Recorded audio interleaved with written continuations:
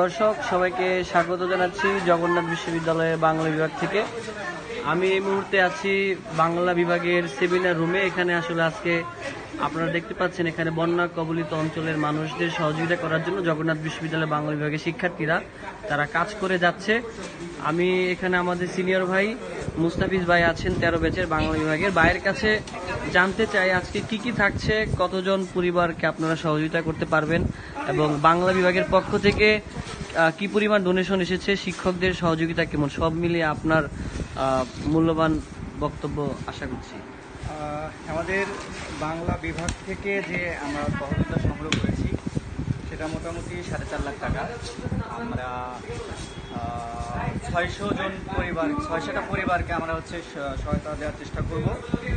এখানে 600টা প্যাকেট আমরা করবো, মানে পরিবারটা মানে প্রত্যেক পরিবারের জন্য এক একটা করে প্যাকেট, আর এক একটা করে প্যাকেটে থাকছে চাল, ডাল, তেল, লবণ, মরিচ, পেঁয়াজ, তারপরে তোমার আলুবাতি, আলু, তারপরে স্যালাইন, ন্যাপকিন, এই স্যানিটারি ন্যাপকিন, এইসব বিষয়গুলো আর কি, মানে নিত্য প্রয়োজনীয় যে বিষয়গুলো দরকার একটা পরিবারের জন্য আমরা চেষ্টা করতেছি মোটামুটি 600 পরিবারকে আর কি দেওয়ার।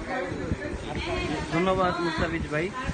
আমাদের শিক্ষকরা এবং এই যে বিভাগের যে স্টুডেন্টরা আছে এরা সব কাউকে কোনো প্রেশার ক্রিয়েট করে বা কিছু করে ইয়া করতেছে, সবাই খুব স্বতঃস্ফূর্তভাবে এবং উৎসাহ নিয়ে কাজ করতেছে। এটা একটা খুব ভালো দিক যে কাউকে কোনো ধরনের প্রেশার করতে হচ্ছে।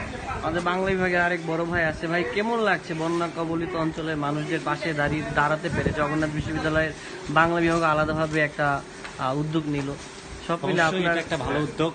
তো আশা করছি আমরা একটা শক্ত সুন্দর বন্টন করতে পারবো। তো আমাদের প্ল্যান আছে খাগড়াছড়িতে যাওয়ার।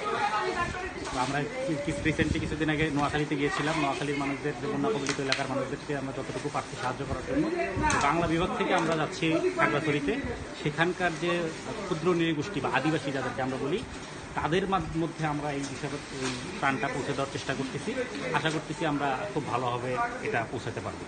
ধন্যবাদ ভাইকে। আমরা দেখতেছি আমাদের বিভাগের ছেলে শিক্ষার্থী বাদে আমাদের আপুরাও এখানে আছে। ওখানে মুনা আপুকে দেখতে পাচ্ছি, আরও 2-3 জন মেয়ে আপু আমাদের সাথে আছে, ওইখানেও একজন।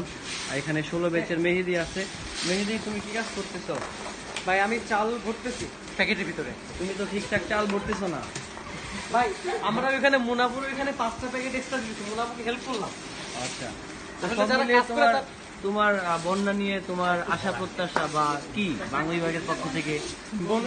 বন্যার ব্যাপারটা হচ্ছে যে এটা একটা প্রাকৃতিক দুর্যোগ। প্রাকৃতিক দুর্যোগে অনেক মানুষ, প্রায় প্রথমত 3টা জেলা মানুষ আটকা পড়ছিল এবং অনেক মানুষ ত্রাণ সাহায্য নিয়ে যাচ্ছে। এটা হচ্ছে বন্যা চলাকালীন যাচ্ছে, কিন্তু আমাদের বাংলা বিভাগ এক্ষেত্রে অনন্য। তারা হচ্ছে আলাদা উদ্যোগ নিয়েছে যে বন্যার পানি নেমে যাওয়ার পর মানুষের যে খাদ্য সংকট দেখা দিবে, সেই সংকটটা নিরসনের জন্য আমরা কাজ করছি। বাংলা বিভাগ কেন অনন্য? বাংলা বিভাগ তাদের চিন্তা ভাবনার দিক থেকে অনন্য সবসময়। তাহলে আমরা কি বন্যা কবলিত যে সহযোগিতা বাংলা বিভাগকে এগিয়ে